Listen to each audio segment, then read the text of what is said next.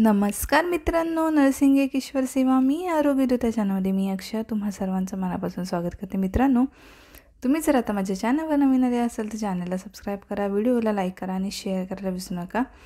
तर आजच्या व्हिडिओमध्ये आपण बघणार आहोत हेल्थ प्रमोशन मध्ये विचारले जाणारे सायंटिफिक रिझन जे आहेत ते आपण आजच्या व्हिडिओमध्ये बघणार आहोत. तर आपण बघूया NM first year NM first year health प्रमोशनचे scientific reason. Already scientific reason मी घेतलेले आहे चॅनलवरती 2-3 दिवसापूर्वी, तर तुम्ही तेही जाऊन चेक करू शकता. चला तर मग व्हिडिओला सुरुवात करूया. तर पहिलं आहे आहारात मोड आलेल्या कडधान्याचा समावेश करावा. काय आहे सायंटिफिक रिझन? आहारात मोड आलेल्या कडधान्याचा समावेश करावा. हँडरायटिंग समजायला तुम्हाला थोडंसं कन्फ्युजन होत असेल तर मी काय सांगते ते व्यवस्थित ऐका, इझिली लिहू शकता. कारण मोड आलेल्या कडधान्यांमध्ये किंवा कडधान्यांचा समावेश आहारात केल्याने ते आरोग्यासाठी फायदेशीर आहेत. मोड आलेले कडधान्य असतात, मूग आहे, मटकी आहे, चणे आहेत वगैरे, ही जे कडधान्य आहेत ते आरोग्यासाठी जर आपण आहारात समावेश केला ते आरोग्यासाठी फायदेशीर असतात. यामध्ये जास्त प्रमाणात प्रथिने असतात, ठीक आहे, जीवनसत्वे असतात, खनिजे असतात आणि फायबरचे प्रमाणही जास्त असतं, ठीक आहे. मोड आलेल्या कडधान्यांमध्ये काय असतं तर प्रथिने असतात, जीवनसत्वे असतात, खनिजे असतात आणि फायबर जे आहे त्याचं प्रमाणही मोड आलेले जे म्हणजे हे आहेत कडधान्य त्याच्यामध्ये जास्त असतात. मोड आलेल्या कडधान्यांचं मोठ्या प्रमाणात मोड आलेले म्हणजे इतके सगळे पोषक घटक आहेत, ठीक आहे, जीवनसत्वे, प्रथिने, खनिजे, फायबर आहे, ते एवढ्या मोठ्या प्रमाणात पोषक घटक असतात जे शरीराला पोषण देतात, ठीक आहे. पोषक घटक असल्यामुळे काय होतं, जास्त प्रमाणात शरीराला पोषण मिळतं किंवा पोषण देतात. त्यामुळे आहारात मोड आलेल्या कडधान्यांचा समावेश आहारात केला पाहिजे. समजलं? हे एक रिझन आहे.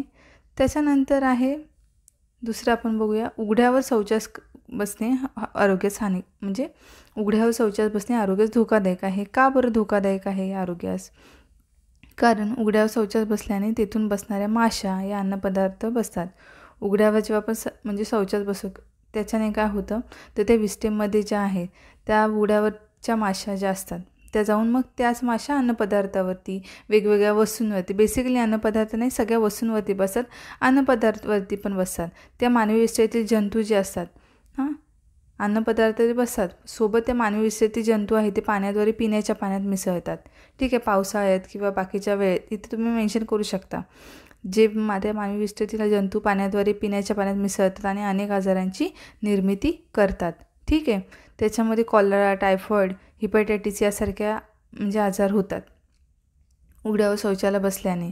त्यामुळे उघड्यावर शौचास बसणे मानवी आरोग्यास धोकादायक असते. समजलं? सिंपल आहे. उघड्यावर शौचास बसल्याने तेथून असणाऱ्या माशा, ठीक आहे, सोबत दुर्गंधी पसरते.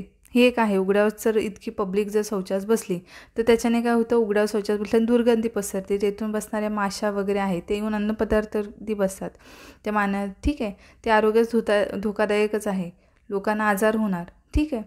त्या मानवी विष्ठेचे जंतू जे आहेत ते पाण्याद्वारे म्हणजे आपल्या पिण्याच्या पाण्यात मिसळतात. पिण्याच्या पाण्यात मिसळलेलं कॉलरा, टायफॉईड यासारखे आजार जे आहे, हिपॅटायटिस यासारखे आजार होतात, ठीक आहे. आणि मग हे मानवी आरोग्यास धोकादायक आहे, साथ चालू होते, ठीक आहे. तर अशा प्रकारे आहे. त्याच्यानंतर तापमापकात पारा वापरतात. तापमापक जो थर्मामीटर असतो ना त्याच्यामध्ये पारा वापरतात. का बरं पारा वापरत असतील तर पारा हा जो आहे थर्मामीटरमध्ये वापरला जाणाऱ्या त्याचं कारण म्हणजे पारा हा तापमानात बदल झाल्याने तो प्रसरण पावतो. म्हणजे जो मर्क्युरी आहे पारा आहे तो तापमानात जेव्हा बदल होतो त्याच्याने काय होतं तर प्रसरण पावतो व आकुंचन पावतो. तो उष्णतेचा चांगला वाहक आहे. पारा हा द्रवरूपात राहतो व तो थर्मामीटरमध्ये वापरणेही सोपे जाते. त्यामुळे पारा हा म्हणजे तापमापकात वापरतात. तर हेच एक्सप्लेनेशन देते तुम्हाला. जेव्हा आता म्हणजे तापमापकात का वापरतात थर्मामीटरमध्ये, आता आपल्याला ताप चेक करायचा आहे तर पारा काय होतो जो आहे तो प्रसरण पावतो. तापमानात जेव्हा बदल होतो तर आपल्याला ताप असेल, शरीर गरम होतं, ठीक आहे. त्याच्याने जर वरती असेल 99, 100 वगैरे असं जर तापमान जेव्हा असतं जर आपण ठेवतो त्याच्यानंतर काय होतं तो बदल म्हणजे काय होतं प्रसरण बदल होतो, त्याच्याने प्रसरण पावतो की नाही. मग तापमान जसं वाढणार तसं ते आपल्याला दाखवायला मदत करतो म्हणजे थर्मामीटरमधला पारा. तो जसं तापमान वाढेल तसं तो वरती प्रसरण पावतो. त्याच्यामुळे मग काय होतं, तो वापरायला पण चांगला आहे आणि तो उष्णतेचा चांगला वाहक आहे एक प्रकारे. पारा हा द्रवरूपात राहतो आणि तो द्रवरूप असतो ना त्याच्यामध्ये राहतो लिक्विड फॉर्ममध्ये, व तो थर्मामीटरमध्ये त्यांना वापरणंही एकदम सोपं जातं. त्यामुळे तापमापकात म्हणजे थर्मामीटरमध्ये पारा वापरणं गरजेचं आहे किंवा पारा वापरतात. ठीक आहे, असं लिहू शकतात. तर तुम्हाला लिहिताना कारण तापमापकात पारा वापरण्याचे कारण म्हणजे पारा हा तापमानात बदल झाल्याने तो प्रसरण व आकुंचन पावतो. तो उष्णतेचा चांगला वाहक आहे. ठीक आहे, आणि पारा हा द्रवरूपात राहतो व तो थर्मामीटरमध्ये वापरणेही सोपे जाते. त्यामुळे तापमापकात पारा वापरतात. ठीक आहे. त्याच्यानंतर आहे पुढचा प्रश्न, स्तंदा मातेला समतोल आहाराची गरज असते. स्तंदा म्हणजे ज्या फिडिंग करतात, ब्रेस्ट फिडिंग, त्या मातांना समतोल आहाराची का गरज असते बरं? कारण लिहायचे तुम्हाला, स्तंदा माता आपल्या बाळास स्तनपान करीत असते. स्तंदा माता काय करते, जी ब्रेस्ट फिडिंग करत असते, तिच्यामुळे म्हणजे तिच्या दुधातून बाळास पोषण मिळते. तिच्यामुळेच किंवा तिच्या थ्रू बाळ जे आहे त्याला पोषण मिळतं. ठीक आहे. सोबत बाळास स्तनपान करताना तिच्या शरीराची झीज होत असते आणि जेव्हा ती बाळाला फिडिंग करते तेव्हा तिच्या शरीरातलं आयर्न, कॅल्शियम हे बाळाला पोचलं जातं आणि मग सोबत ते गेल्यामुळे तिच्या शरीराची काय होते, झीज होत असते.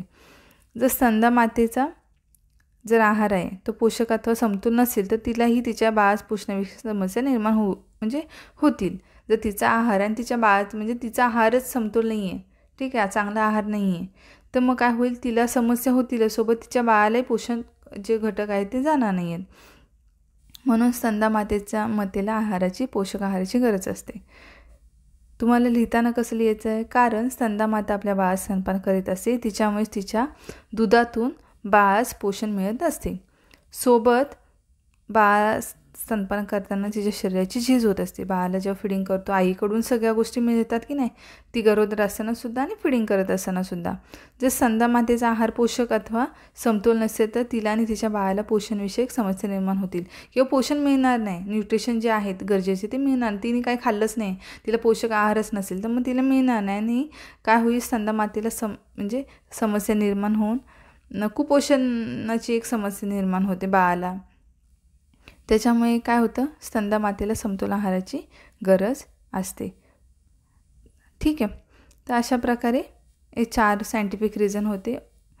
तर आपण तुम्हाला जेव्हा हे लिहिणार, सायंटिफिक रिझन लिहिणार, तेव्हा आहारात मोड आलेल्या कडधान्यांचा समावेश करावा. ते लिहिल्यानंतर खाली कारण लिहायला विसरायचं नाही. सायंटिफिक रिझन आहे, का समावेश करायचं कारण, आणि तिथून तुमच्या उत्तराला सुरुवात करायची आहे, कारण काय आहे ते. तर अशा प्रकारे तुम्हाला लिहायचं कुठल्याही क्वेश्चनला कारण लिहून मग पुढे करायचं. ते तुम्ही एक्सप्लेनेशन देत आहे का कारण आहे आहारात म्हणजे कडधान्यांचा समावेश करायला पाहिजे, अशा प्रकारे त्याचा हे असतो. तर अशा प्रकारे होता हा आजचा आपला इम्पॉर्टंट व्हिडिओ. तुमची एक्झाम आता जवळ आली, तुम्हाला शुभेच्छाच आहेत. छान छान पेपर लिहा आणि लवकर भेटू आपण पुढच्या व्हिडिओमध्ये. तोपर्यंत काळजी घ्या, मस्त राहा, स्वस्त राहा. धन्यवाद.